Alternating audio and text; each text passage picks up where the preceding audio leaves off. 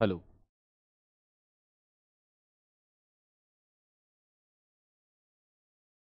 नमस्कार प्यारे साथी, मैं राहुल पालीवाल आप सभी का स्वागत करता हूं आपके अपने परिवार रोजगार with अंकित में। उम्मीद है आप सभी स्वस्थ मस्त और बहुत ही शानदार होंगे। प्यारे दोस्त, सबसे पहले चर्चा करते हैं उस बात की जो आपका डाउट था। ठीक है। एक बच्चे ने एक कमेंट किया था, सर आपकी छुट्टी हो गई। बेटा, मेरी अभी तक आपकी 2 छुट्टियां हुई हैं। मैं वो टीचर हूं जो नॉर्मली छुट्टियां होती नहीं। कुछ पारिवारिक इमरजेंसियां होती हैं जिसके कारण छुट्टियां लेनी पड़ती हैं, अदरवाइज नहीं होती। आप अगर उसमें सैटरडे संडे को भी काउंट करते हैं तो वो नॉर्मली सभी की होती ही हैं। ठीक है, तो उनको मत करिएगा। अभी तक जितनी क्लास हुई है उसमें दो। एक डाउट था जेन्युइन जो बच्चे का मेरे पास आया कि सर अगर हम घी को देखें तो हम घी को किस में रखेंगे। ठीक है, घी जो है वो क्या होता है? तो घी एक प्रकार का इमल्शन है। क्या होता है? इमल्शन होता है, पायस होता है। ठीक है, तो एक पायस है। इसी तरह से बटर को लेकर के डाउट था। मैंने बटर को जेल में भी पढ़ाया। देखो, बटर जो होता है, अगर हम मक्खन की बात करें तो मक्खन दो फॉर्म में पाया जाता है। ठीक है, मक्खन दो रूप में पाया जाता है। अगर हम मक्खन की बात करते हैं, हम बटर की बात करते हैं, तो बटर जो मोस्ट प्रोबेबल होता है वो क्या चीज होता है? वो जेल होता है कि भाई आपका सोल होता है, क्या चीज होता है, या इमल्शन होता है? देखो, बटर जो है अधिकतर कंपनियां अगर वर्तमान परिदृश्य की बात करें तो दूध से क्रीम निकाल करके बनाती है ना। दूध से क्रीम को सेपरेट करके उस चीज को मेथड करती है। तो जब इस प्रक्रिया को अपनाया जाता है तो हम इसे जेल में रखते हैं, काई में रखते हैं कि ये एक प्रकार का जेल है। ये एक प्रकार का क्या है? जेल है। तो दोस्त याद रखना, अगर मैंने आपको इसके पहले इसको लिखवा रखा है कि ये इसमें होता है तो वो मैंने नेचुरल बटर की बात की है, लेकिन जो अधिकांशतः देखा जाता है वो इसी तरह से प्यारे दोस्त समझा जाता है। इसको इस रूप में हम जानते हैं। आज का जो आपका टॉपिक है वो क्या था दोस्त? आपका टॉपिक आज की क्लास का होने वाला था सेपरेशन ऑफ मेथड। लेकिन इसके पहले एक डाउट एक बच्चे का और था, क्या सर ये क्लास, देखो दोस्त, आप 12th लेवल का पढ़ रहे हैं, आपके माइंड में अगर ये आ रहा हो कि सर AWTPO में नंबर ऑफ क्वेश्चन ज्यादा है तो वहां और ऐसा डीप, भाई मैं आपको डीप ही लेके चलूंगा। दोस्त याद रखिएगा, दूध भी पायस होता है। दूध पायस था, है और रहेगा। जो डाउट था मैंने वो क्लियर किया है, बाकी आपका सब सही है। ठीक है, अब मैं आपको यहां पर एक नई चीज जो हम यहां से पढ़ना शुरू कर रहे हैं थोड़ा सा अब, है ना, उसके बाद मैं आगे लेके चलूंगा। मैंने कल एक लास्ट प्रश्न आपसे जाते हुए क्लास में पूछा था ब्राउनियन मोशन का। क्या आप में से कुछ बच्चे ऐसे हैं जो इसके बारे में जानते हो? उसके बाद मैं उसकी बात करूंगा। टिंडल इफेक्ट के बारे में आप कोई जानते हैं क्या? है ना, टिंडल इफेक्ट के बारे में आप जानते हैं? टिंडल प्रभाव के बारे में आप जानते हैं क्या? जानते हैं तो कमेंट करके बताइए कि हाँ सर हम जानते हैं।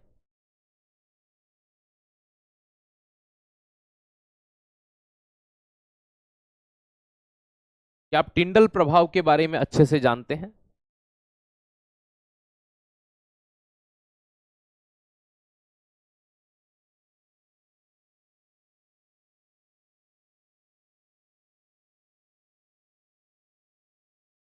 क्या आप टिंडल प्रभाव के बारे में जानते हैं? देखो, आपने अक्सर ऐसा देखा होगा कि कुछ ऐसे मकान होते थे जिनके अंदर से इस तरह से लाइट जब अंदर आती थी, जैसे मान लीजिए कि ये मकान है एक, और मकान के अंदर अगर लाइट आ रही है तो अगर वो लाइट इस तरह से प्रवेश कर जाती थी घरों के अंदर, यहां से एक लाइट आ रही है, एक छोटा सा छिद्र है,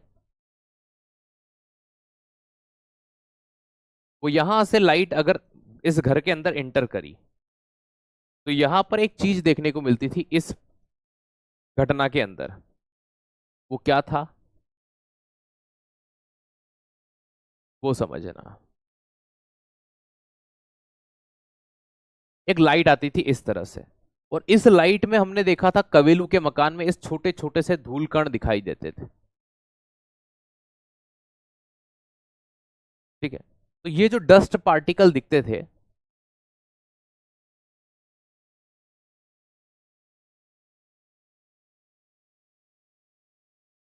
ये जो धूल कण हमें दिख रहे हैं, इन कणों की अगर हम बात करते हैं डस्ट पार्टिकल की, और ये व्हाइट कलर क्या है? तो ये सनलाइट, सूर्य का प्रकाश। इस इफेक्ट को अक्सर हम टिंडल प्रभाव कहते हैं।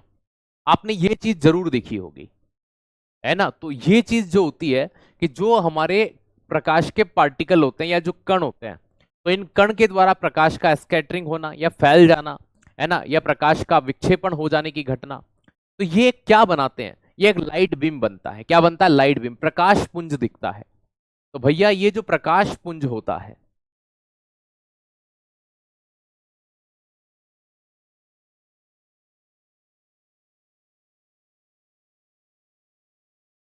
ये जो प्रकाश पुंज बना, ये जो लाइट बिंब बना, अगर मैं इसकी बात करता हूं, या लाइट बिंब है ना, बिंब नहीं होगा, बीम ही होगा, बीम ही कर लो इसको, लाइट बीम। ये जो लाइट बीम बना, इसके अंदर हमें पार्टिकल दिखाई दे रहे हैं। ठीक है, तो भैया ये जो घटना हमें दिखाई दे रही है ना, ये भी किस चीज को डिनोमिनेट कर रही है? क्या इसके अंदर पार्टिकल होते हैं, कण पाए जाते हैं। मतलब ये चीज हमें पता चली कि यहां भी क्या हुआ, प्रकाश भी एक प्रकार का क्या है, कोलोइड सोल होता है। तो दोस्त याद रखना, light type of colloid sol, Prakash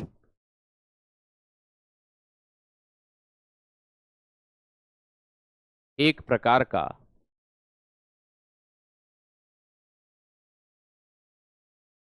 colloid है, तथा कोलोइड, या जिसे हम कलिल भी कहते हैं, कलिल में यह सोल का प्रकार है। तो भाई ये किस प्रकार का कोलोइड होता है? सोल होता है, क्योंकि इसमें भी हमें पार्टिकल दिखाई दिए, छोटे छोटे छोटे छोटे। बात समझ में आई? तो ये चीज आप यहां पर देखते हैं। 2 मई को क्लास नहीं हुई थी, हाँ नहीं हुई थी 2 मई को क्लास। ठीक है, मैं एक दिन पहले ही आपको इन्फॉर्म कर देता हूँ। 2 मई की क्लास का मैंने एक दिन पहले इन्फॉर्म कर दिया था। आप अगर ऐसा सोचते हैं कि ये क्लास नहीं हुई, या तो आपका क्लास में फोकस नहीं होता, या आपने एक दिन पहले की क्लास, अगर मैं किसी कारणवश बाहर जा रहा हूं तो मैं एक दिन पहले इन्फॉर्म कर देता हूं। अगर एक दिन पहले इन्फॉर्म नहीं कर पाया तो मैं आपको टेलीग्राम ग्रुप के थ्रू सूचित कर देता हूं, है ना। ये काम मैं नॉर्मली करता हूं, दोस्त याद रखिएगा। तो ये चीज ध्यान रखिएगा, है ना। तो ये जो हमें दिखाई दिया, ये क्या था? ये टिंडल इफेक्ट था। इस टिंडल इफेक्ट में हमें पता चला कि जो प्रकाश होता है उसमें पार्टिकल्स पाए जाते हैं। लाइट बीम में हमें ये चीज दिखाई दी। अब ये जो सनलाइट है, ये भी एक प्रकार का कोलोइड विलयन निकल करके सामने आया। जब ये कोलोइड विलयन निकल करके सामने आया, तो ये किस प्रकार का कोलोइड है? कभी हमसे ये प्रश्न पूछ ले भैया, तो याद रखिएगा, जो प्रकाश होती है, लाइट होती है, वो किस प्रकार की होती है? तो भाई अगर हम यहां पर इस चीज को कहें तो ये कोलोइड है, लेकिन कोलोइड में कौन सा टाइप होता है? तो सोल प्रकार होता है। कौन सा होता है? सोल प्रकार का होता है।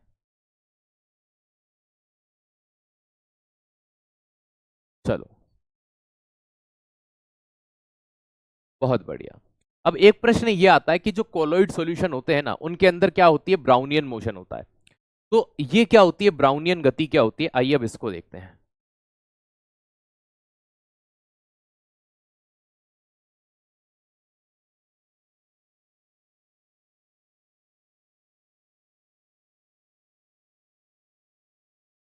आपने अक्सर ये नाम सुना होगा, देखा होगा, आप इस नाम से अक्सर परिचित होंगे, भली बात।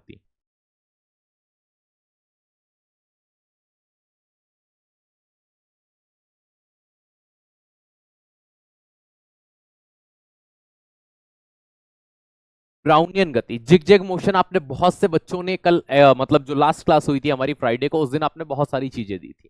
कणों की टेढ़ी मेढ़ी गति, बहुत बढ़िया। देखो मैं आपको इसको बहुत अच्छे से समझाऊंगा कि ये कैसी होती है। ठीक है,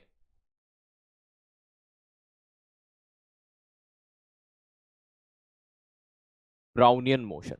एक बच्चे ने मुझे कहा था, सर आप कंप्लीट सेंटेंस लिखा करिए। नहीं भाई, नोट्स बनाने के क्रम में कभी भी पूरी चीजें नहीं लिखी जाती। जैसे कि इस टिंडल प्रभाव को मैं पढ़ा था, तो वो हिंदी और इंग्लिश में कंप्लीट सेंटेंस की डिमांड कर रहे थे, ऐसा नहीं होता। जैसे मैंने लिखा light type of a colloid sol, वो कह रहे हैं कि नहीं सर, ये सेंटेंस जो है आप इंग्लिश में गलत लिख रहे हैं, इसको पूरा विस्तृत लिखिए। मतलब कि, है ना, अ लाइट ऑफ, इस तरह से बिल्कुल, is, am, are, has, have. भाई हम नोट्स बना रहे हैं, हम इतना डिटेलिंग के साथ में लिखेंगे ना, तो हमारे कुछ फैक्ट्स वो होंगे जो एक्स्ट्रा में भर जाएंगे, मतलब फालतू की चीजें बढ़ने लगेंगी। तो ये चीज ध्यान रखिएगा। ओके, यहां पर इस चीज को आप ध्यान रखिएगा। अब ये चीज हमने यहां पर समझी, ब्राउनियन मोशन क्या होता है। देखो मैं आपको एक एग्जांपल देता हूं।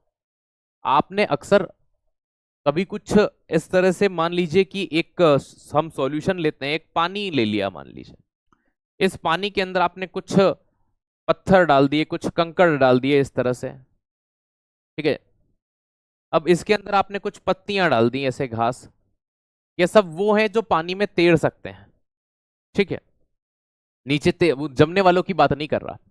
अगर ये पानी के अंदर अगर हम इनको हिला दे, कचरे को पानी के अंदर कचरा डाल दिया और कचरे को हिला दिया, तो ये कैसा मोशन करता है ना। तो याद रखिएगा कि सर ये तो इसकी गति बता सकते हो ये किस डायरेक्शन में जाएगा, आप कभी नहीं बता सकते कि इसकी डायरेक्शन कहां होगी। पानी के अंदर आपने कुछ कचरा डालकर उस पानी को हिला दो, अच्छा, फिर कभी देखोगे कोई इधर जा रहा है, कोई इधर जा रहा है, कोई कहां जा रहा है। तो दोस्त एक चीज माइंड में आती है हमारे, वो क्या आती है कि इनका जो मोशन है वो फिक्स नहीं होता, तो इसमें अनियमित गति होती है। कैसी गति होती है? अनियमित गति होती है, जिसे हम टेढ़ी मेढ़ी भी बोल सकते हैं। तो इसमें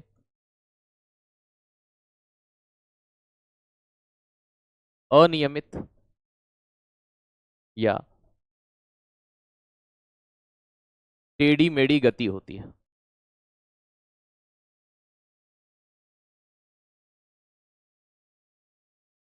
ना। इंग्लिश में इस टेढ़ी मटी गति को आप जिग जिग मोशन कहते हैं। क्या कहते हैं? जिग जिग मोशन कहते हैं।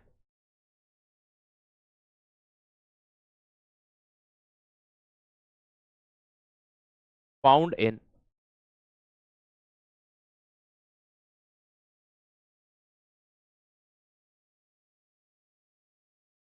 ठीक है, कोलोइड सॉल्यूशन या कोलोइडल सॉल्यूशन, या कोलोइड ही लिख लेते हैं, कोलोइडल ही लिख लो।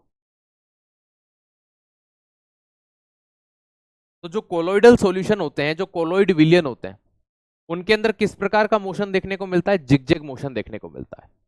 तो जो कोलोइड सॉल्यूशन होते हैं उनके अंदर जिगजैग मोशन देखने को मिलता है, अनियमित टेढ़ी मेढ़ी गति देखने को मिलती है। मतलब ये जो पार्टिकल होते हैं ये किसी भी डायरेक्शन में मूव कर सकते हैं, इसे ही ब्राउनियन मोशन कहा जाता है। उम्मीद है अब ये चीज आपको समझ में आ गई होगी। तो ये प्रश्न अक्सर पूछा जाता है एग्जाम के अंदर। एक लड़का है, ये आधे पेज का कमेंट टाइप कर रहा है, देख लेते हैं कि इन भाई साहब का क्या है। ठीक है, इतना लंबा तो हम पढ़ भी नहीं पाएंगे। टिंडल इफेक्ट डेफिशिएंसी क्या है, ये बताओ। टिंडल इफेक्ट का डेफिनेशन क्या है? बेटा ये फिजिक्स का है। टिंडल इफेक्ट जो होता है ये आप फिजिक्स में पढ़ते हैं। मैंने बस इतना कहा आपसे, आपको फिर भी डेफिनेशन जाननी है, मैं केमिस्ट्री पढ़ा रहा हूं तो मैं सुना दूंगा, लिखूंगा नहीं। ठीक है, टिंडल इफेक्ट के बारे में मैं आपको बता देता हूं। जब प्रकाश, जो किरण होती है वह पुंज के रूप में आगे बढ़ती है, तो प्रकाश किरण के पुंज में देखो, प्रकाश जो होता है, इसके लिए आपको टिंडल इफेक्ट पढ़ने से पहले प्रकाश के बारे में ध्यान रखना होगा। प्रकाश जो होता है वो क्या होता है? वो दोहरी प्रॉपर्टी रखता है, डबल प्रॉपर्टीज रखता है। वो एक तो वेव की तरह आगे बढ़ता है और दूसरा पार्टिकल की तरह। प्रकाश के जो पार्टिकल होते हैं वो फोटोन पार्टिकल होते हैं। क्या होते हैं? Photon particle. पार्टिकल का मतलब क्या होता है? कण। आपने विलियन पढ़ा था, सॉल्यूशन पढ़ा था, जिसमें पार्टिकल विजिबल होते हैं वो क्या होता है? कोलोइड होते हैं। और जिसमें नहीं होते वो क्या होता है? तो दोस्त आप समझ गए कि वो क्या होता है? वो आपका ट्रू सॉल्यूशन या समांगी विलियन होता है। बात समझे आप इस बात को? अब यहां समझना, इस भाई ने 1.5 पेज का सिर्फ यही पूछा कि टिंडल प्रभाव की परिभाषा बताइए। तो ना तो मैं टिंडल प्रभाव की परिभाषा यहां लिखूंगा क्योंकि आपके केमिस्ट्री का पार्ट नहीं है, फिजिक्स का है। हाँ, लेकिन मैं आपको ये जरूर समझा दूंगा कि ये होता क्या है। अब ये प्रकाश जब यहां से इंटर होता है तो प्रकाश भाई सीधी रेखा में गमन करता है। प्रकाश की ये प्रॉपर्टी होती है, लाइट की ये प्रॉपर्टी होती है। तो जब प्रकाश एक सीधी रेखा में गमन करता है, प्रकाश एक सरल रेखा में आता है, तो दोस्त यहां पर क्या चीज सामने आती है? यहां पर यह आती है कि प्रकाश के अंदर हमें कुछ कण दिखाई देते हैं, जिन्हें हम ऐसे अलग करते हैं तो वो अलग हो जाते हैं। तो दोस्त यही घटना जो होती है टिंडल इफेक्ट कहलाती है, जो प्रकाश के, याद रखना, स्कैटरिंग के फलस्वरूप हमें दिखाई देती है। और इसे में मेन चीज जो होती है वो प्रकाश पुंज होता है, लाइट बीम होती है। अब स्कैटरिंग में फिर पूछोगे स्कैटरिंग क्या होती है, तो ये पूरा फिजिक्स का लाइट चैप्टर पढ़ना पड़ जाएगा अपने को। इसलिए बस इतना ध्यान रखो कि ये लाइट बीम के कारण होता है। चलो, ये ब्राउनियन मोशन आपने पढ़ लिया। अब मैं आपको लेके चलता हूं उस वाले पार्ट पर जहां हमें ये चीज पढ़नी थी, मिश्रण का पृथक्करण, सेपरेशन ऑफ मिक्सचर की हमें बात करनी थी। तो भाई मिश्रण के पृथक्करण की जो विधियां हैं वो कौन कौन सी हैं और उन्हें हम किस तरह से पढ़ेंगे, आइए शुरुआत करते हैं बिना किसी देरी के साथ।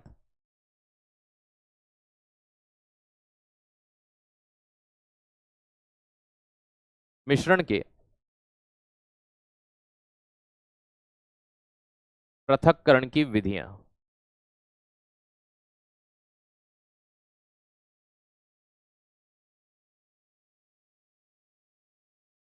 सेपरेशन ऑफ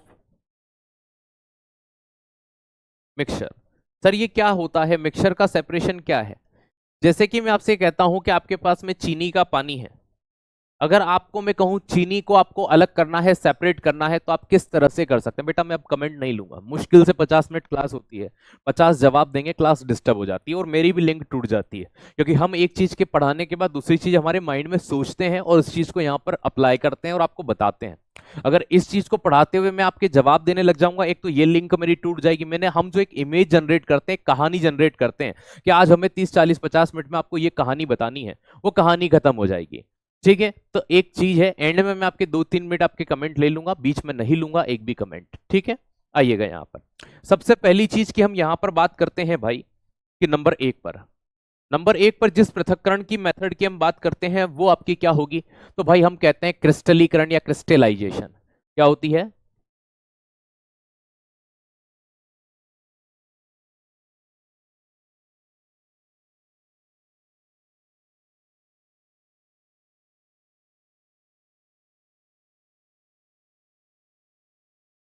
क्रिस्टलीकरण।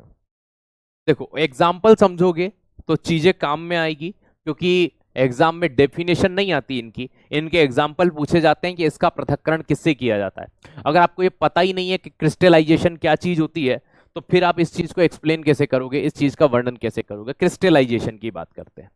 देखो दोस्त, अगर मैं आपसे ये कहता हूं कि हम किसी भी सॉलिड, जो जैसे आप ये समझिए मेरे पास में एक ऐसा मिश्रण है, एक ऐसा सॉल्यूशन है, ठीक है, आप समझना कि जैसे मान लीजिए कि पानी के अंदर मैंने कोई चीज घोली, लेकिन वो पानी के अंदर कंप्लीटली डिसॉल्व नहीं है, तो अगर मैं उसको फिल्टर पेपर से छानने का कोशिश करूंगा तो वो अलग हो जाएंगी।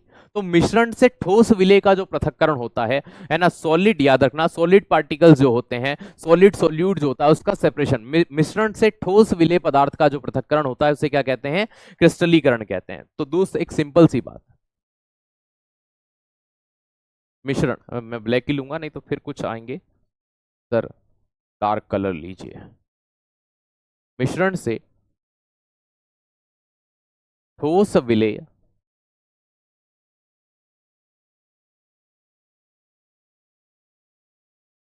पदार्थों का पृथक्करण।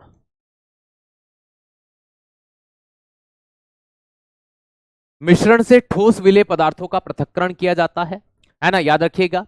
अब मैं कह सकता हूं कि है ना, सॉलिड, है ना, याद रखना, सॉल्यूट सेपरेटेड बाय मिक्सचर, क्या कह सकता हूं? सॉलिड सॉल्यूट सेपरेटेड बाय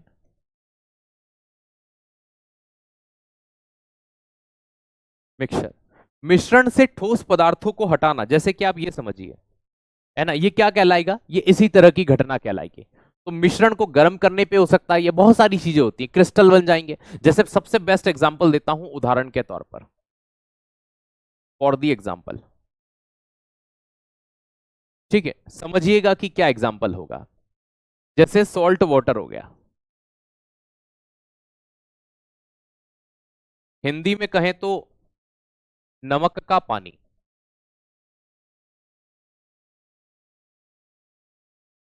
जब हम इस नमक के पानी की बात करते हैं, तो इस नमक के पानी को हम क्या करते हैं? आप कभी भी केमिस्ट्री के अंदर इस तरह का निशान देखें तो ये निशान हीट को या ऊष्मा को दर्शाता है। हम इसको ऊष्मा देते हैं, हम इसको गर्म करते हैं। तो दोस्त यहां पर आपको क्या प्राप्त हो जाता है? NaCl, salt. ठीक है दोस्त, याद रखना, NaCl प्राप्त हो जाएगा, सॉल्ट। ये जो NaCl होगा, सॉल्ट होगा, ये क्रिस्टल होता है। आप करके देख लेना नहीं तो घर पे। क्रिस्टल जो होता है वो एक्चुअल में ठोस होता है, सॉलिड होता है। तो मैंने आपसे पहले ही कहा था कि मिश्रण से हम किसको अलग करेंगे? ठोस विलेय को अलग करेंगे, सॉलिड को अलग करेंगे। तो इसी घटना की बात की थी। हम सॉलिड सॉल्यूट को क्या करते हैं? सेपरेट करते हैं। तो ये देखो कि सर ये पानी कहां गया? तो दोस्त जो जल था, ठीक है, जो आपका वाटर था, ये कहां चला गया? ये जलवाष्प बन गया, ये वाटर वेपर बन के गैस के रूप में उड़ गया। तो ये जो बना, ये जो बचा, ये दोस्त ये क्या कहलाया? ये क्रिस्टल कहलाया।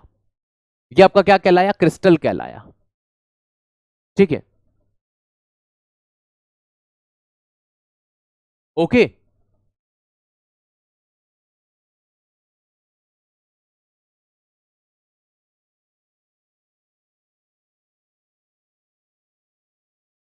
तो ये चीज देखिए आपने। इसी तरह से शक्कर, शक्कर का पानी था। अब आपके माइंड में आ रहा होगा सर ये तो वाष्पीकरण कहलाएगा। नहीं भाई, वाष्पीकरण में गैस के तौर पर अलग चीज होती है। हमें यहां पर हमेशा आप इस चीज को मत देखना कि ये गर्म किया तो वाष्पीकरण की घटना होगी, नहीं।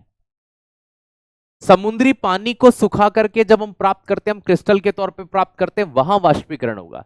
लेकिन जहां हमने इसको हीट प्रदान की है, हमने खुद दी है, नेचुरल घटना नहीं हुई है। तो ये मैं कह सकता हूं कि हमने यहां जो मिश्रण था, जो मिक्सचर था,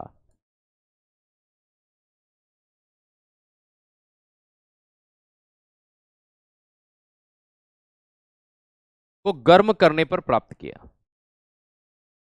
कब प्राप्त किया? गर्म करने पे। एक सिंपल सा मैंने आपको डेफिनेशन समझाया कि गर्म करने पर इस चीज को प्राप्त कर रहे हैं। अब आपसे प्रश्न कैसे पूछा जा सकता है एग्जाम में? एग्जाम में प्रश्न या तो इससे आएगा या इससे आएगा, बस इतनी चीज से। तो वो डेफिनेशन जो आधी आधी 3 5 5 6 6 लाइन, कोई मतलब नहीं है। उस डेफिनेशन का सारांश एक लाइन में है। आपसे प्रश्न ऐसा आएगा कि जब किसी विलयन से ठोस पदार्थ का पृथक्करण किया जाता है, किस विधि से करते हैं? ठोस कणों के पृथक्करण के लिए विलयन से किस विधि का उपयोग किया जाता है? तो भैया क्रिस्टल, है ना, क्रिस्टलाइजेशन का, सिंपल सी बात है। दूसरी चीज या ये बोल सकते हैं, जब नमक के पानी को गर्म किया तो नमक के क्रिस्टल प्राप्त हुए। क्रिस्टल मतलब ठोस कण।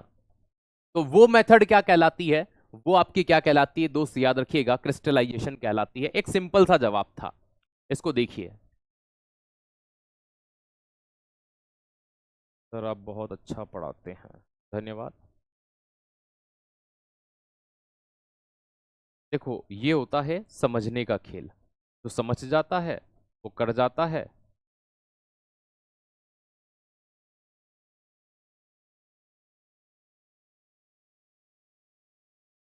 नहीं तो दिक्कत बरकरार बनी रहती है, और क्या।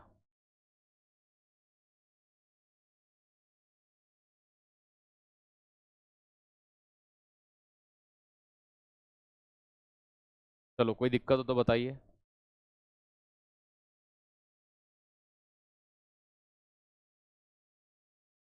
नहीं है, बहुत बढ़िया।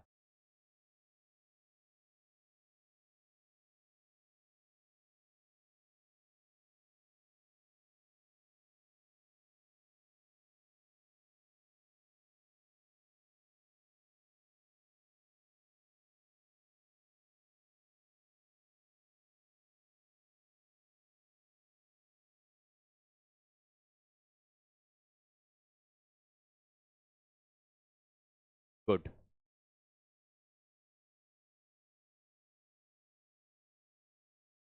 ठीक है, बहुत अच्छे। सेकंड,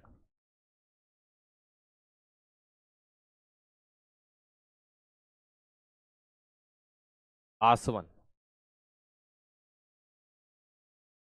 देखो आसवन को इंग्लिश में डिस्टिलेशन कहा जाता है। ये वर्ड आपने कई बार सुना होगा, डिस्टिलेशन। क्योंकि आपने पेट्रोलियम का सेपरेशन पढ़ा होगा 6th 7th स्टैंडर्ड के अंदर, छोटी क्लास के अंदर। वहां पर आप पढ़ते हैं प्रभाजी आसवन, है ना। आसवन में क्या होता है, देखो मैं आपको एक चीज समझाता हूं, मैं प्यारा एग्जांपल देता हूं। अगर हम पानी की बात करते हैं तो पानी उबलता है 100 डिग्री सेंटीग्रेड के आसपास, और एल्कोहल जो है वो लगभग लगभग बॉईल हो जाता है 63 डिग्री सेंटीग्रेड। क्या इन दोनों के टेम्परेचर में अंतर है? कि हाँ सर अंतर है। जैसे आप ये समझिए कि आप समझते हो 2 थप्पड़ में, और आपका भाई समझता है 3 थप्पड़ में। कितने थप्पड़ में? 3 थप्पड़ में। तो अगर आपके भाई को 2 थप्पड़ मारे जाए तो वो भाई समझेगा क्या कि सर वो 3 में समझता है, तो एक और पड़ेगा उसको तब समझेगा। लेकिन जैसे ही आपको 2 पड़ गए तो आप समझ जाओगे कि नहीं कि हाँ सर समझ जाएंगे। तो आप 2 थप्पड़ में समझे, लेकिन आपका भाई कितने थप्पड़ में समझा? कि सर वो 3 थप्पड़ में ही समझता है, 3 से कम में वो नहीं समझता। अब देखो यहां समझना कि एज इट इज यहां क्या होता है। अगर देखो मैंने पानी और एल्कोहल का मिश्रण ले लिया और मैं इनको क्या करता हूं, गर्म करता हूं, तो मुझे एक बात बताओ सबसे पहले, है ना, यहां पर जलवाष्प के रूप में कौन उड़ेगा? पानी जो है वो 100 डिग्री सेंटीग्रेड पर उबलता है ना। और जो एल्कोहल है वो 63 डिग्री पे उबलेगा। तो मुझे एक बात बताओ कि अगर मैं आपको 2 थप्पड़ लगाऊं और आपके भाई को 3 थप्पड़ लगाऊं, क्योंकि आप 2 में समझते हो और आपका भाई 3 में समझता है, तो पहले कौन समझेगा, मुझे ये बताओ। आप दोनों में से पहले कौन समझेगा? या अगर मैं टेम्परेचर की बात कर लूं, तो एल्कोहल 63 डिग्री सेंटीग्रेड के आसपास बॉईल होता है और पानी 100 डिग्री पर बॉईल होता है। मुझे बताओ पहले इनमें से गैस में कौन जाएगा?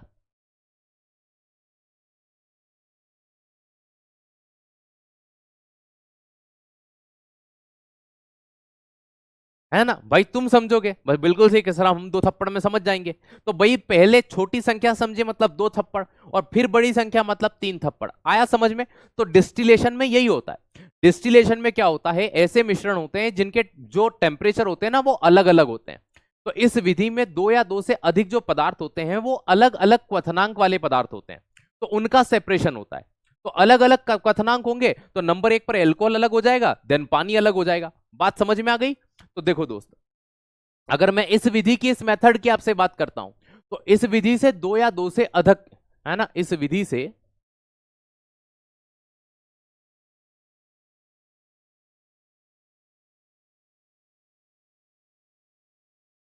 2 या 2 से अधिक, ठीक है, 2 या 2 से अधिक भी हो सकते हैं, याद रखिएगा, अलग अलग क्वथनांक वाले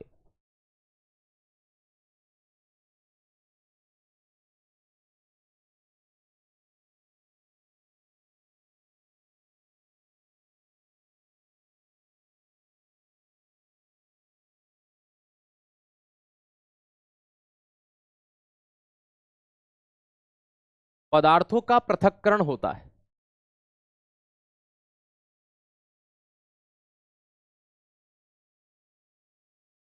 तो इस विधि में क्या करते हैं, 2 या 2 से, ठीक है। स्कंदन क्या होता है?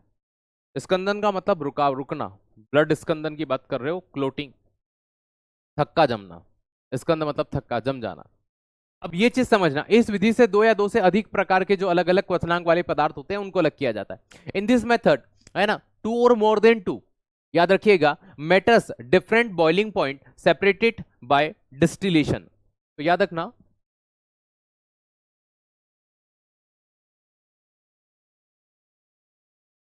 इन डिस्टिलेशन,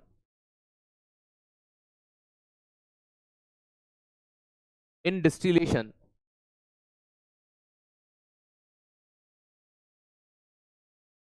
सेपरेटेड और मोर देन 2 डिफरेंट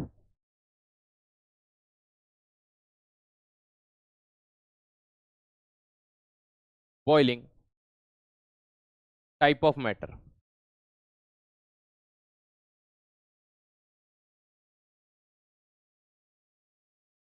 इसमें 2 या 2 से अधिक प्रकार के जो पदार्थ होते हैं जिनका क्या होता है, बॉइलिंग पॉइंट अलग अलग होता है, उनका सेपरेशन किया जा सकता है। जैसे कि एग्जाम्पल के लिए, उदाहरण के लिए,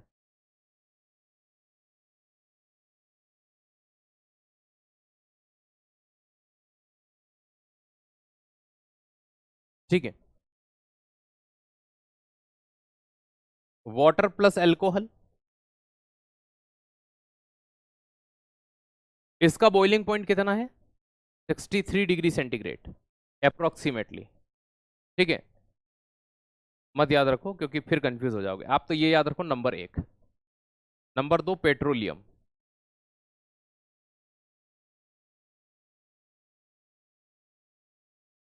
अब देखो दोस्त, पेट्रोलियम जो होता है ना, ये जिस मेथड से अलग होते हैं जिसमें कम क्वांटिटी होती है, सिर्फ 2 होते हैं, जैसे कि एल्कोहल हो गया और पानी हो गया। मैंने एग्जाम्पल के लिए आपको ये चीज समझाई। सर कुछ समझ नहीं आ रहा, कुछ तुम्हें पढ़ा भी नहीं रहा, तो वो तो समझ में आएगा भी नहीं। इसमें से कुछ नहीं आया हो तो पूछ लीजिए कि सर ये 2 समझ में नहीं आया, ये पदार्थ समझ में नहीं आया, ये आसवन समझ में नहीं आया, तो ये मैं समझा, कुछ तो होता ही नहीं है, ठीक है। और कुछ समझ नहीं आया तो इसका इलाज भी कुछ नहीं है, ठीक है। तो आप ये समझना कि कुछ पढ़ा ही नहीं था तो कुछ समझ में आया ही नहीं, ठीक। जय माता दी, मौज करो, ठीक है। रील देखो, सब समझ में आएंगे।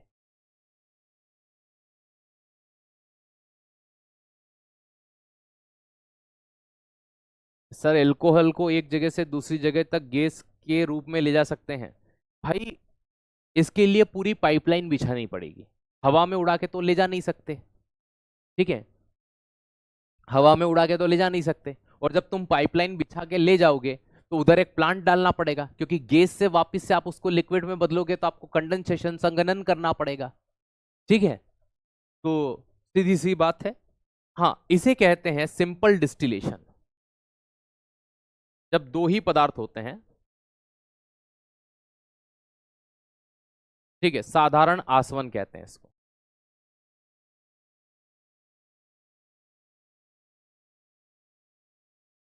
लेकिन पेट्रोलियम का जिससे किया जाता है इसे सिलेक्टिव डिस्टिलेशन कहते हैं।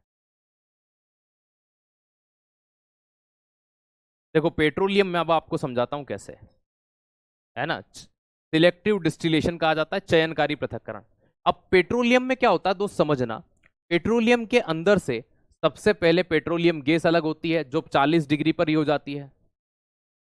तो पेट्रोलियम गैस जिससे आगे चलकर एलपीजी बनती है।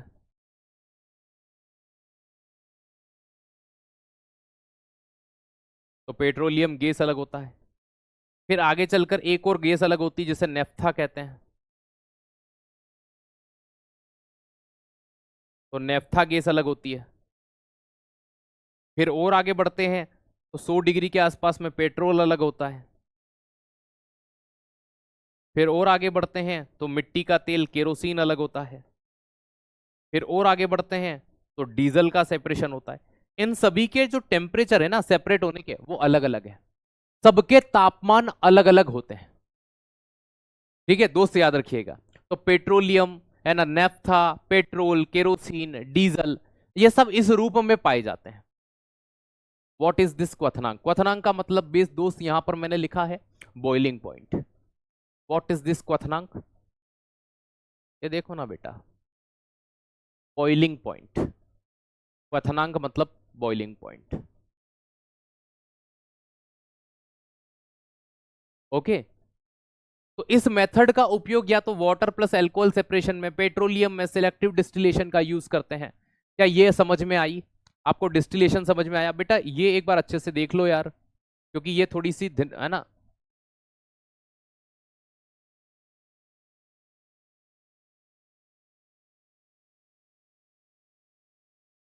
ठीक है, हाँ, इसका एक नाम और भी होता है, इसे फ्रैक्शनल डिस्टिलेशन भी कहते हैं।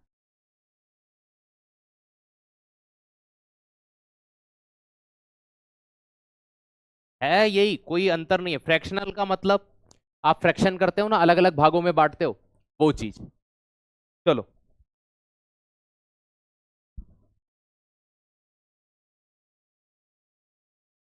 बहुत बढ़िया। ठीक है, आपको इतने अच्छे लेवल से हम पढ़ा के आगे बढ़ेंगे, आपको कभी कोई दिक्कत होने वाली नहीं है। चलिए,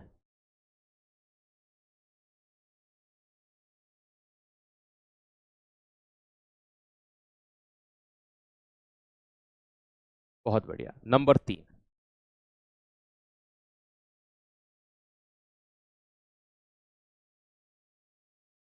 वर्ण लेखन।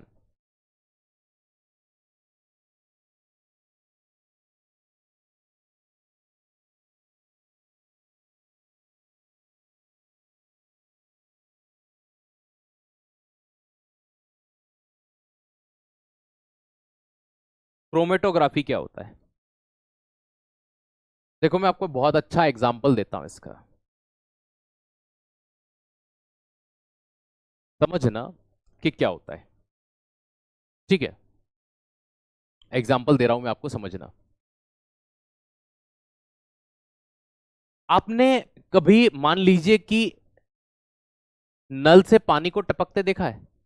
तो नल के आइट साइड में एक व्हाइट कलर की लेयर जम जाती है, कभी देखा है? नल से पानी जहां टपकता रहता है, नल के आइट साइड में एक व्हाइट कलर की लेयर जम जाती है। हाँ भैया, देखा है। मुझे एक बात बताओ कि वो जो ठोस पार्टिकल जमे, क्या वो पहले से वहां हुआ करते थे? पानी के अंदर दिखाई दे रहे थे कि नहीं? सर वो होते हैं लेकिन दिखते नहीं थे। बस यही चीज। जैसे आप ऐसे समझना कि एक रिंग लगी हुई है ये वाली, और एक रिंग लगी हुई है ये वाली। इस रिंग के ऊपर मैंने क्या करा, एक बेल्ट लगा दिया इस तरह से। ठीक है, मैंने इस रिंग के ऊपर ये बेल्ट लगा दिया। अब ये बेल्ट जो है ना, आपको मैं दिखाता हूं, ये इस तरह से गति कर रहा है।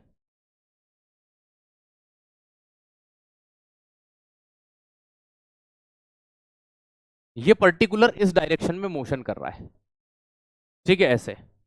अब ये जब इस डायरेक्शन में ऐसे गति कर रहा था, कैसे गति कर रहा था, ये ऐसे गति कर रहा है, इधर से इधर, इधर से इधर, इधर से इधर। अब थोड़ी देर में इस बेल्ट को मैंने घुमाना शुरू किया। मैंने सोचा क्यों ना इस बेल्ट के ऊपर एक लिक्विड को गिराया जाए। क्या किया जाए, एक लिक्विड को गिराया जाए। तो मैंने इसके ऊपर एक लिक्विड को यहां से गिराना शुरू कर दिया। अब मैं कुछ समय बाद ये पाता हूं कि ये काले रंग का लिक्विड था, तो इस बेल्ट के ऊपर एक काले रंग की परत जमा हो जाती है, इस तरह से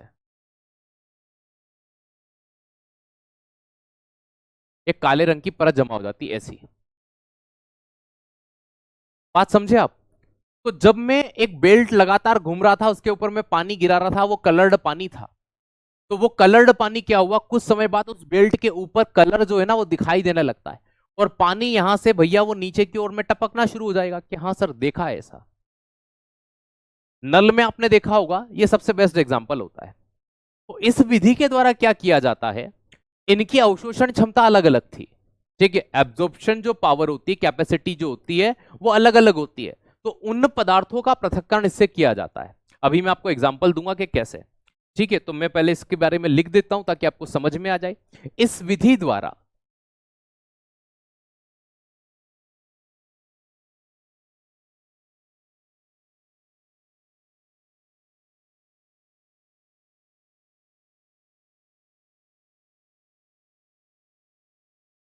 अलग अलग अवशोषण क्षमता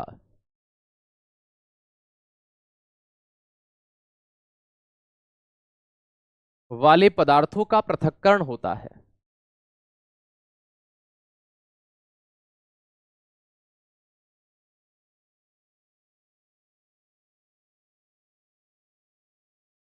ठीक है। इन दिस मेथड डिफरेंस, याद रखना, एब्जॉर्प्शन कैपेसिटी मैटर ऑफ, है ना। तो डिफरेंट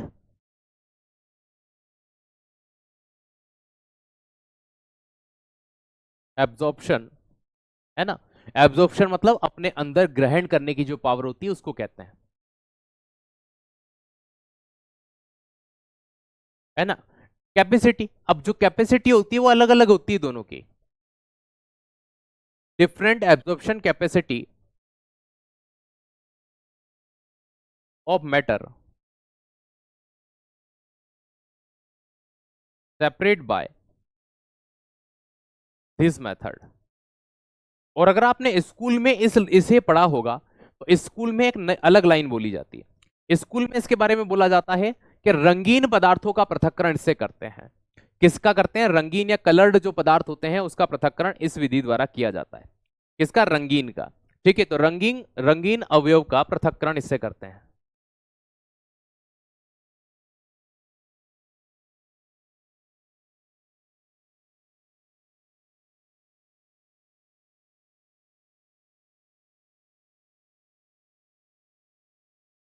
स्कूल में इसके लिए ये बोला जाता है,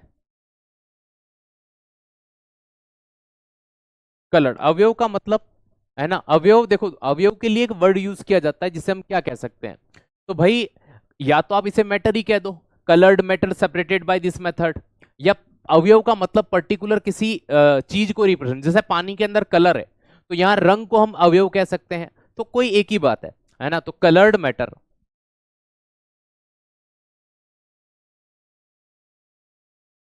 separate separated by this method. अब इससे किस किस, है ना,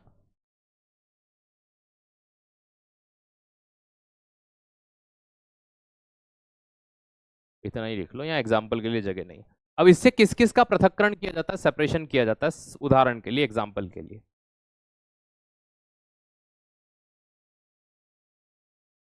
जैसे इस बेल्ट के ऊपर अगर मैं कोई कलर वाला पानी गिराऊंगा तो वो कलर वाला बेल्ट हो जाएगा कि नहीं हो जाएगा? ये सर बिल्कुल हो जाएगा, है ना। जैसे रंग का, बेटा मैं आप एक बच्चा बोल रहा है सर सेंटेंस पूरा लिखो और टेंस के थ्रू लिखो, नहीं लिखना भाई, मुझे क्या बोलना है, क्या करना है बताइए। ठीक है भाई, जितना शॉर्ट लिख पाऊंगा उतना लिखूंगा मैं, मुझे कॉपियां नहीं भरवानी आपकी। ठीक है, और आपको लग रहा है कि मैं सेंटेंस बना करके विस्तृत लिखूंगा तो आप लिखिए, आपको मना ही नहीं है, लेकिन हम इतना ही लिखेंगे, है ना भाई। इसको मुझे एक बात बताओ, कलर्ड मैटर सेपरेटेड, ये भी वही आपको फील देगा जो आप 1.5 लाइन में लिखोगे। सारांश तो दोनों का वही होगा ना। जैसे मैं आपसे ये कहता हूं, ठीक है, आप अगर मान लीजिए आप ये लाइन पढ़ रहे हैं, ठीक है, रॉबर्ट हुक ने 1665 में कोशिका की खोज करी, तो भाई साहब आप ये चीज इतने में भी तो लिख सकते हैं।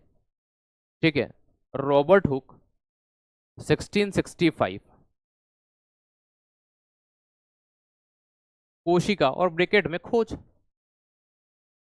अब इसके लिए आप मुझसे वो डिमांड कर रहे हैं। देखो आपकी सबसे बड़ी परेशानी क्या है पता है, जब कोई टीचर अच्छा पढ़ाते हैं ना, तो कैसे भी करके एक ऐसी कमी को सामने प्रस्तुत किया जाए जो औचित्य में है ही नहीं। मैं चीजों को सरल कर रहा हूं, फिर भी आपके माइंड में कोई ना कोई कैसे भी करके कुछ ऐसी चीज लाई जाए, क्योंकि किसी भी तरह से या तो क्लास डिस्टर्ब हो जाए, या फिर उस टीचर के पढ़ाने की लिंक तहस नहस कर दें हम, या फिर एक ऐसी चीज को हम ला दें जो हमारे लिए मायने ही नहीं रखती, हमारे काम की नहीं। तो आप रॉबर्ट हुक 1665 में कोशिका की खोज करी, ये भी वही फीलिंग देगा। अब आप क्या कह रहे हैं पता है, तो सन 1665 में रॉबर्ट हुक वैज्ञानिक के द्वारा कोशिका की खोज की जाती है, तो 2 लाइन भरने का क्या औचित्य निकला जब आपकी आधे लाइन में काम हो रहा है। थोड़ा दिमाग लगाओ, रिवीजन कर पाओगे इन नोट्स के थ्रू जो आप मुझसे डिमांड कर रहे हो? रिवीजन कभी नहीं हो सकता। ठीक है, तो दोस्त अभी मैंने आपको क्या समझाया, देखो मैंने आपको ये बताया, देखो अवशोषण का मतलब क्या होता है। जैसे मान लीजिए मेरे पास ये पानी है, ठीक है, और मैं आपसे कहता हूं कि जैसे मान लीजिए कि कहीं कुछ और रखा है क्या, इसके अंदर पानी है, और मान लेते हैं कि ये पॉलीथीन है, और एक कपड़ा ले लेते हैं कहीं पड़ा हुआ आइट साइड में नीचे, तो इधर तो है नहीं, ये शर्ट है। ठीक है, अगर मैं इस शर्ट पे इस पानी को डालूं और इस पॉलीथीन पे डालूं, बताओ कौन जल्दी अवशोषित करेगा, मुझे बस इतना बता दो। इस पानी को कौन इजीली ग्रहण करेगा? तो आप कहोगे सर ये शर्ट करेगा इस पानी को ग्रहण। तो बात समझ में आई, ग्रहण करने का मतलब उसको एक्सेप्ट करना। अब देखो ये जो बेल्ट चल रहा था ना, इन दो पहियों के ऊपर आपने ऐसा बेल्ट चलते हुए देखा होगा, आटा चक्की में चलता है, आपने ऐसा बहुत सी जगह जनरेटर में चलता देखा होगा। इस तरह से इन बेल्ट के ऊपर एक कपड़ा लगा करके जब मैं कलर वाला पानी डालता हूं, तो कुछ समय बाद मैं ये प्राप्त करता हूं कि जो कलर था वो उस बेल्ट के ऊपर जम जाता है और बचा हुआ पानी नीचे आ जाता है। क्यों? क्योंकि वो बेल्ट पानी को अवशोषित नहीं कर रहा है, लेकिन बार बार पानी नीचे गिर रहा है, बार बार पानी नीचे गिर रहा है, इस कारण से वो रंग को अवशोषित कर रहा है। इसलिए कहा जाता है कि जो कलर्ड, याद रखिएगा, मैटर होते हैं, है ना, या फिर रंगीन, या जो रंग का पृथक्करण होता है, जो कलर का सेपरेशन होता है, उसका इसके द्वारा किया जाता है। इसी तरह से हार्मोन एक प्रकार के केमिकल होते हैं, तो मान लीजिए कि किसी केमिकल के अंदर हार्मोन है, उसको भी इस तरह से सेपरेट किया जाए तो वो भी अलग हो जाएगा। क्या हो जाएगा? वो भी इस तरह से सेपरेट हो जाते हैं। तो विटामिन का पृथक्करण इनके थ्रू किया जाता है। उम्मीद है अब समझ में आया होगा। तो भाई इसके द्वारा हार्मोन का भी सेपरेशन किया जाता है ना, सारे हार्मोन का नहीं, जो बाहर से हम कहीं से प्राप्त करते हैं उनको, या बनाते हैं जिनको।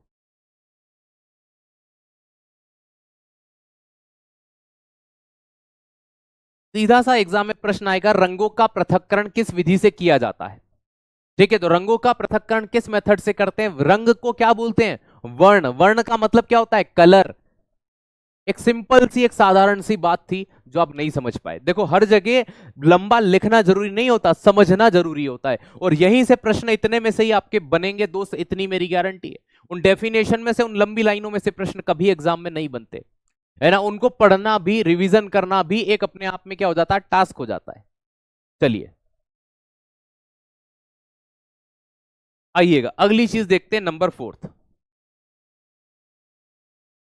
नंबर फोर्थ पर मैं जिस मेथड की बात करता हूं उसे कहते हैं अवसादन, है ना, या फिर एक काम करो निस्सारण पढ़ लेते हैं पहले। अवसादन और निस्तारण साथ में ही पढ़ लेते हैं। ठीक है, अवसादन एवं निस्तारण।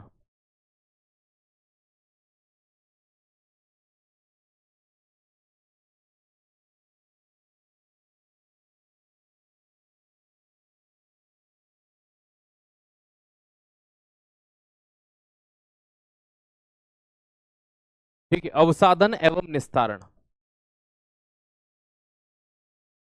अब देखिएगा क्या होता है अवसादन।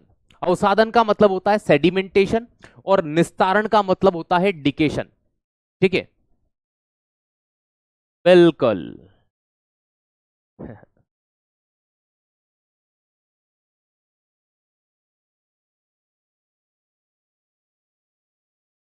चलिए,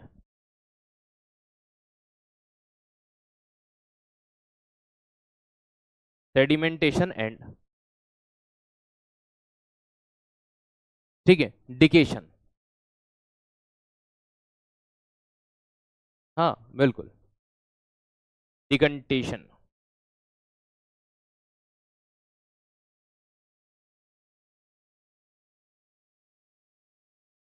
अब इसको बिना एग्जाम्पल के आप समझ ही नहीं सकते। मैं आपको यहां पर दो तीन जार लेकर के समझाने का प्रयास करता हूं।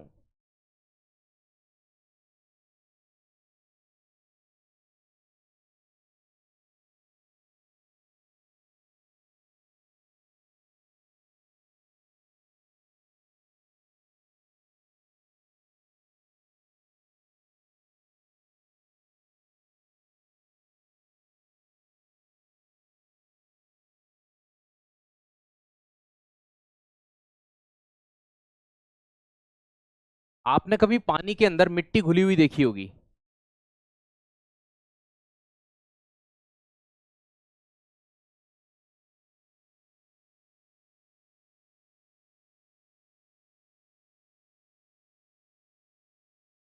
पानी मतलब वाटर,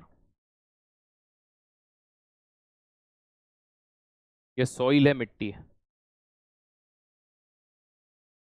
तो पानी के अंदर आपने मिट्टी को घुला हुआ देखा होगा तो मटमेला पानी दिखाई देता है। लेकिन इस पानी को अगर हम कुछ समय तक इसी तरह से रखें तो ये पानी हमें इस तरह से दिखाई देने लग जाता है कि इस पानी के अंदर नीचे की तरफ ये जमा हो जाता है और ऊपर की ओर पानी रह जाता है। तो कुछ समय बाद नीचे की ओर हम क्या देखते हैं, मिट्टी को देखते हैं। जो मिट्टी होती है वो तल में बैठ जाती है, और ऊपर की तौर पे क्या रह जाता है, पानी, वाटर। ठीक है, तो ये आपका सॉइल जो था वो इस तरह से दिखाई दिया। ये जो घटना कहलाती है ये अवसादन कहलाती है, सेडिमेंटेशन। सेडिमेंटेशन मतलब जो ऐसी अशुद्धियां होती जो तली में बैठ जाती हैं, है ना। तो दोस्त याद रखना, जो सेडिमेंटेशन पार्ट होता है वो इस तरह से पाया जाता है। जैसे ऑयल और वाटर का भी सेम चीज होती है, वो आपस में कभी घुलते नहीं है, उनको निस्तारण द्वारा अलग करते हैं। तो ये जो घटना हो गई, अवसाद जो हो गए, तो याद रखिएगा ये मिट्टी का तली में बैठना, तो ये अवसाद कहलाते हैं, ये सेडिमेंट कहलाते हैं।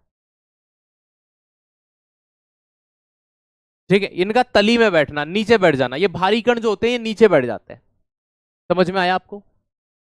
ये भारी कण नीचे जमीन पर बैठ जाते हैं। ओके। और अगली चीज समझना कि जैसे मान लीजिए यही वाला जो पानी था, यही वाला जो पानी था, अगर मैं आपसे कहता कि ये इस तरह से भरा हुआ है कि इसकी तली में क्या हो गए, ये हो गया, और ऊपर पानी भरा हुआ है। जब इसको आप क्या करते हो, बिना हिलाए, इस पानी को बिना हिलाए, ये इस तरह से यहां पर यही भरा हुआ है,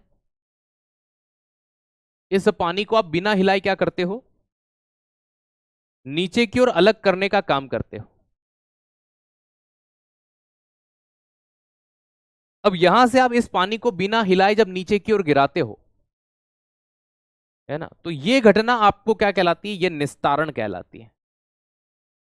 आपने गांव में एक वर्ड सुना होगा, मैं आपको उसको लिखता हूं, नितारना। किस किस के घर में छाछ बनती है, मुझे एक बात बताओ, किस किस के घरों में छाछ बनती है? छाछ किस किस के घर में बनती है, बताओ।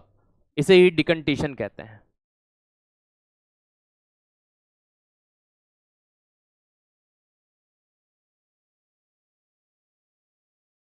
बिना हिलाए अशुद्धि हटाना, किस किस के घर में छाछ बनती है, बताओ। आपने कभी छाछ का पानी धीरे धीरे ऊपर से निकाला होगा? छाछ का पानी हटाया ऊपर का, गाढ़ी छाछ रखने के लिए क्या करते हैं, उस छाछ के मटके को बिना हिलाए धीरे धीरे पानी हटाते हैं, ऐसे करके हटाते हैं कि नहीं? बहुत बढ़िया। उसी घटना को क्या कहा जाता है, निस्तारण कहते हैं, नितारना कहते हैं। क्या कहते हैं, निस्तारण कहते हैं, नितारना कहते हैं। आया समझ में कि नहीं आया? ठीक है।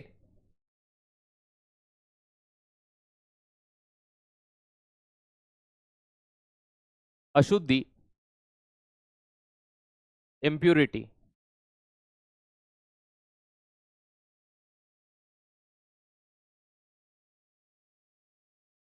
को बिना हिलाए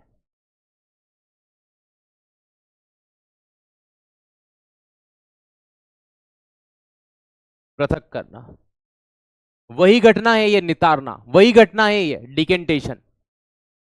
छाछ क्या होता है? क्या बोलते हैं आपके इधर छाछ को? बटर मिल्क बोलते हैं अंग्रेजी में। ठीक है, अब आपके इधर पर्टिकुलर भाषा में क्या बोलते हैं हमें नहीं पता। ठीक है,